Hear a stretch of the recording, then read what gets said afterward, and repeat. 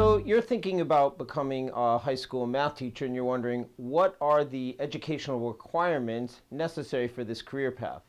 Hi, I'm Dr. Michael J. Youmans, founder and director at College Prep Express, and today I'm going to be talking to you about the educational requirements for becoming a high school math teacher. Now, first thing you want to distinguish is between private school and public school requirements.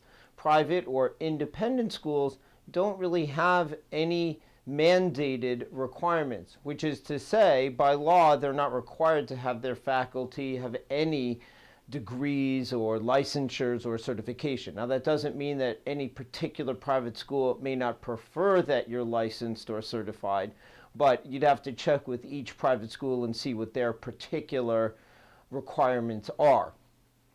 But you may be thinking, well, I know I want to go into public school education in my state, so what are the educational requirements for my state? Well, good question, glad you asked.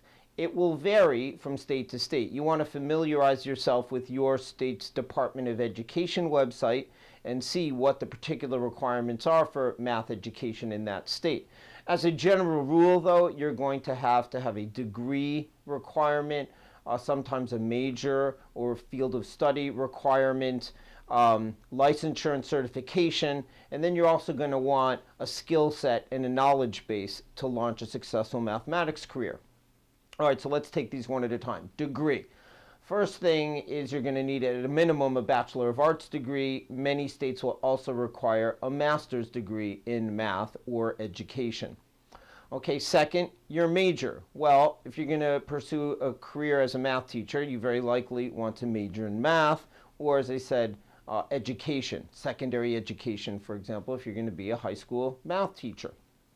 All right, licensure or certification, that typically follows from an education program. If you're in a degree program in education, whether it's a bachelor's or a master's, they will instruct you on how to go about getting certified. It typically involves doing some field work, having some student teaching practicum experiences, and you jump through a bunch of state mandated hoops and you get your experience, you get your license and or your certification that way. In most states, it also requires passing a subject specific test, in this case mathematics.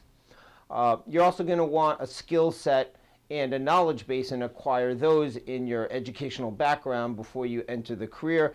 This skill set obviously has to do with classroom management. You want to, if you're a math major, you want to take some education courses so you learn about how to manage classroom, how to become a good teacher. You want to learn the science of pedagogy. In terms of the knowledge base, if you're going to high school mathematics, you want to have a solid background in transition math, algebra 1, geometry, algebra 2, pre-calculus, and perhaps calculus. Now, you don't need to know all of these. You just need to know one to actually get your foot in the door. You can just know algebra 1, for example, and be a transition math and algebra 1 teacher. Obviously, the wider you cast your net, the more courses you'll be able to teach.